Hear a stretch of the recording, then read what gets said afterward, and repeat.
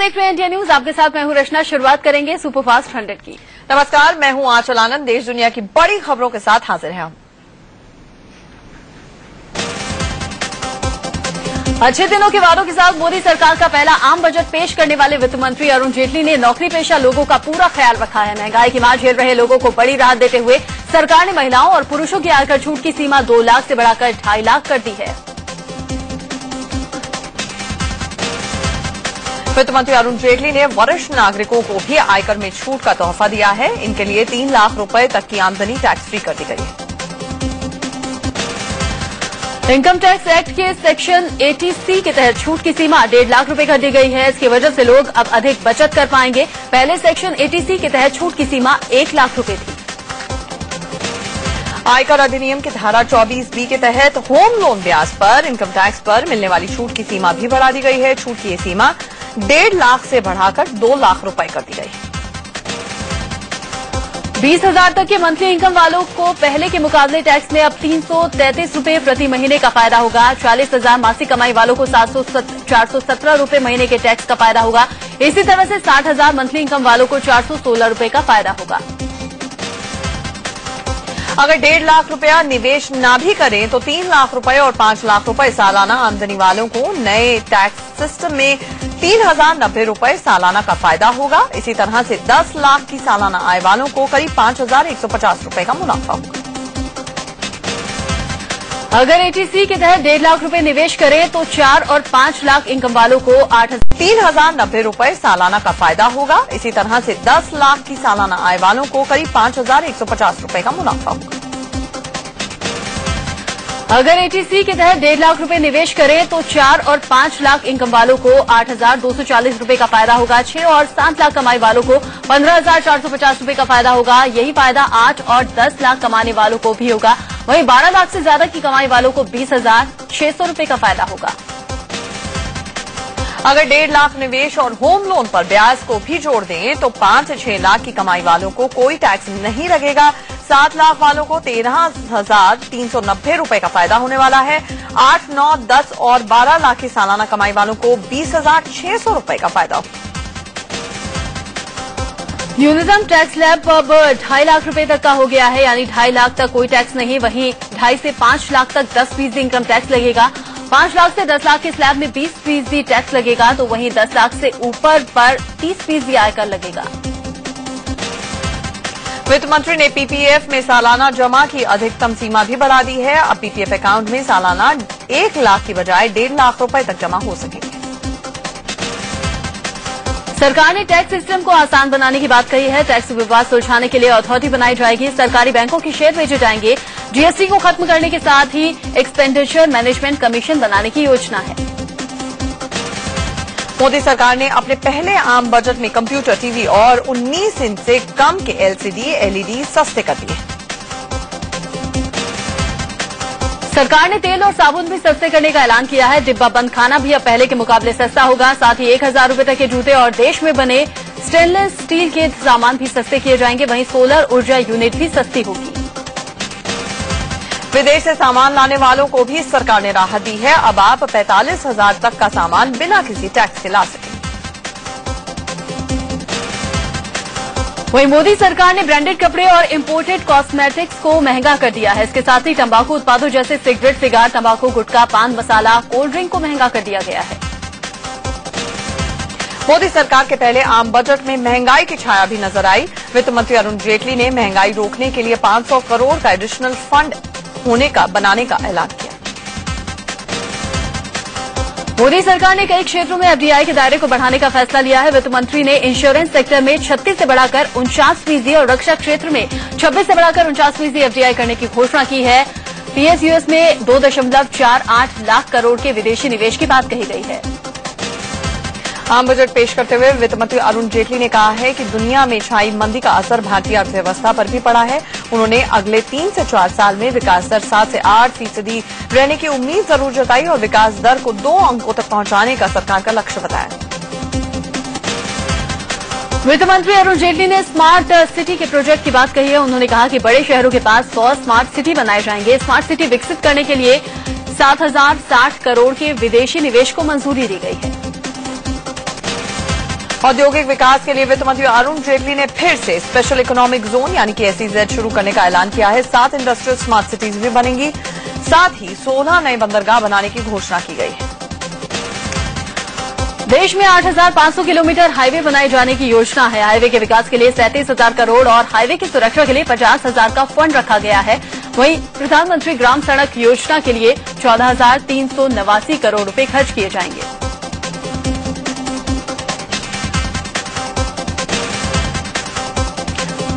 गंगा की सफाई के लिए नमामि गंगे परियोजना का प्रस्ताव किया गया है। गंगा नदी के लिए एक NRI फंड बनाने की भी योजना की है। नदियों के घाटों के विकास के लिए 100 करोड़ रुपए बजट में दिए गए हैं। दिल्ली के लिए बड़े बजट का ऐलान किया गया है। बिजली पानी के लिए कुल मिलाकर 700 करोड़ का बजट रखा गया है, जिसमें बिजली सुधार के लिए 200 करोड़ और वाटर सिस्टम सुधार के लिए 500 करोड़ का बजट शामिल है। वित्त मंत्री अरुण जेटली ने देश के सबसे बड़े अस्पताल एम्स की तर्ज पर 4 और एम्स बनाने का ऐलान किया है। इसके लिए 500 करोड़ की योजना बनाई गई है। जेटली ने हर राज्य में एक एम्स बनाने का लक्ष्य रखा।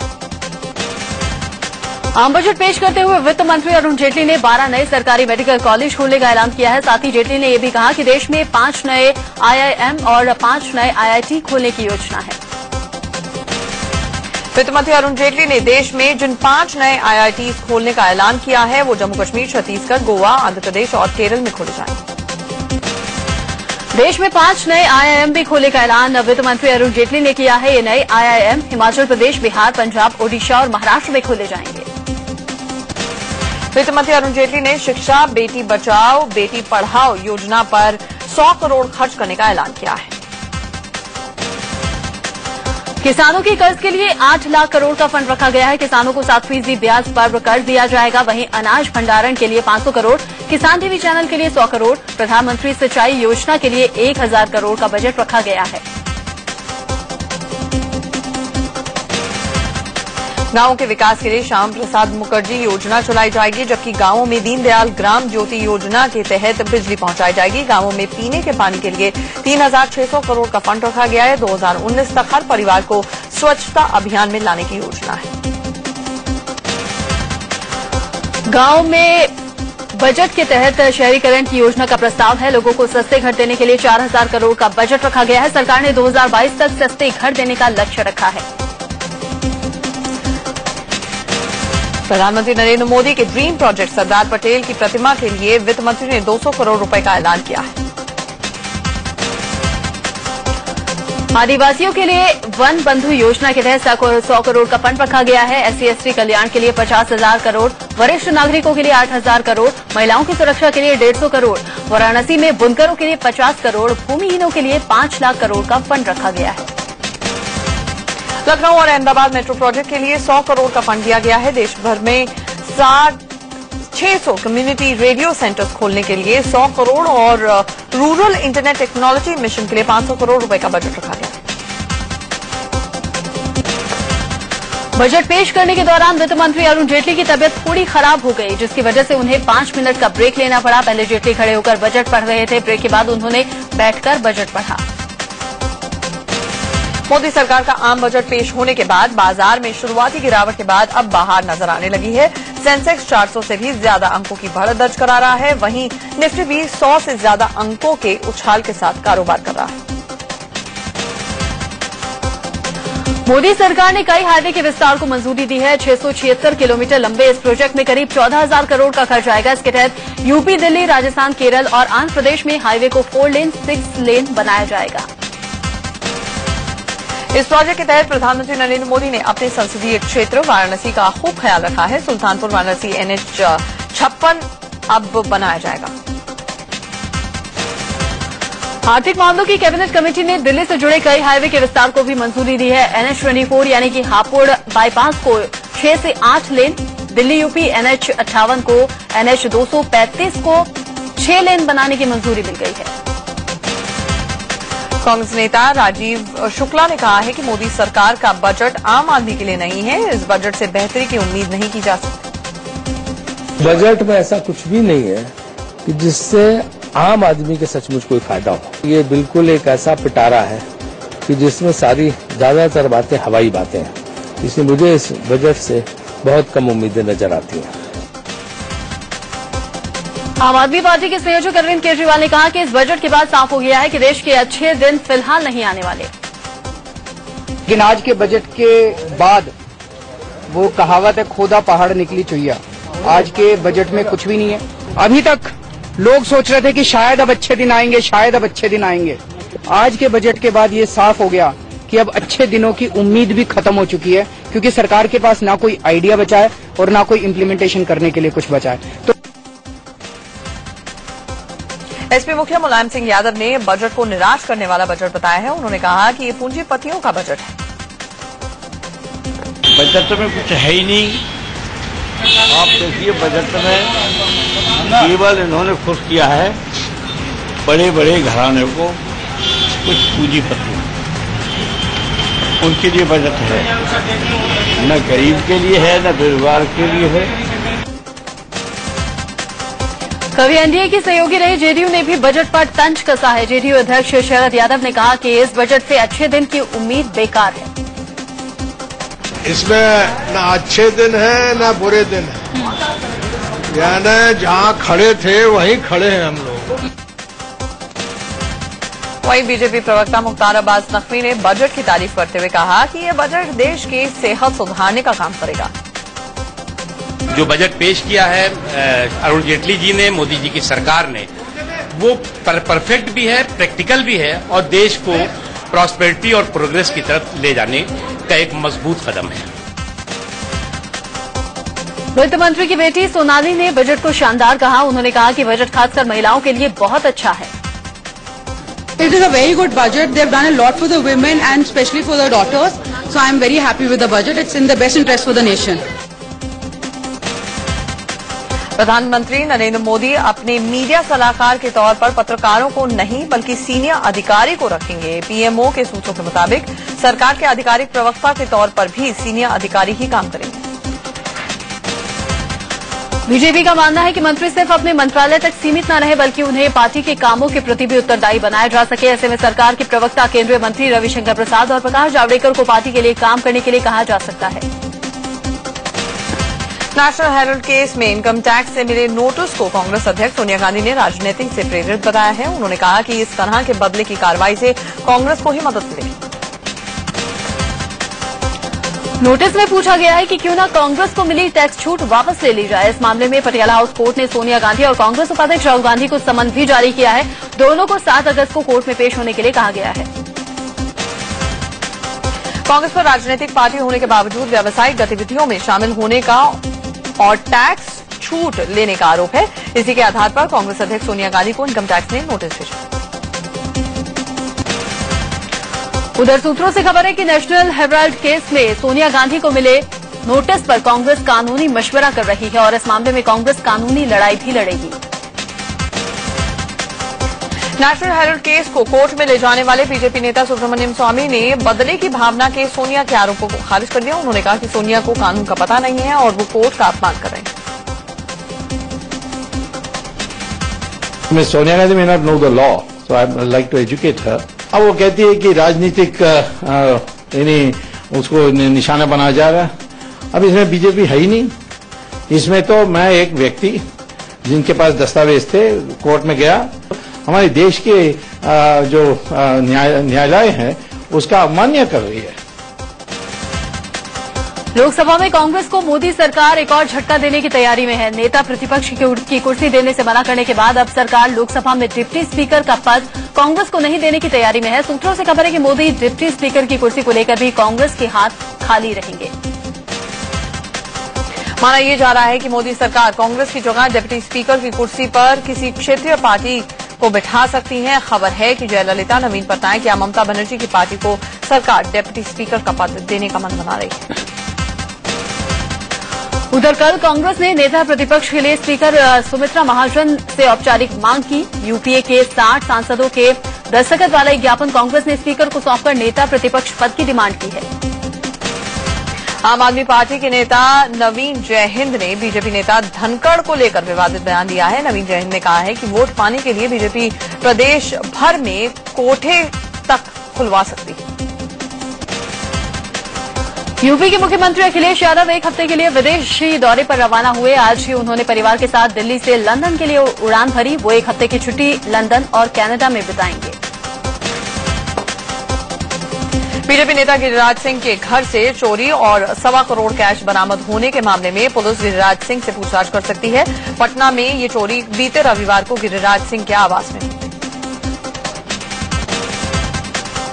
पटना में बुधवार को जेडीयू कार्यकर्ताओं ने विधानसभा के बाहर गिरिराज के खिलाफ प्रदर्शन किया। जेडीयू ने संपत्ति की गलत जानकारी देने को लेकर गिरिराज की संसद सदस्यता खत्म करने की मांग की है। गिरिराज सिंह के घर में मिली करोड़ों की नकदी से बिहार में सियासत गरमा गई है। जेडीयू ने इस मामले पर पहले विधानसभा में हंगामा किया और फिर बाहर गिरिराज सिंह का पुतला फूंका। सुप्रीम कोर्ट ने कल एक ऐतिहासिक निर्देश देते हुए उम्र कैद की सजा पाए लोगों की रिहाई पर अगले आदेश तक रोक लगा दी है। राजीव गांधी के हत्यारों को छोड़ने की अर्जी पर सुनवाई के दौरान सुप्रीम कोर्ट ने निर्देश दिए हैं। उम्र कैद की सजा पाए कैदियों को फिलहाल रिहा नहीं करने के निर्देश सुप्रीम कोर्ट ने सभी राज्यों को दिए। आदित्य पंचोली मानहानि केस की सुनवाई 16 जुलाई तक टल गई है। एक्ट्रेस जिया खान मौत मामले में नाम घसीटने पर पंचोली ने जिया की मां के खिलाफ बॉम्बे हाईकोर्ट में 100 करोड़ का मानहानि का केस दर्ज करवाया है।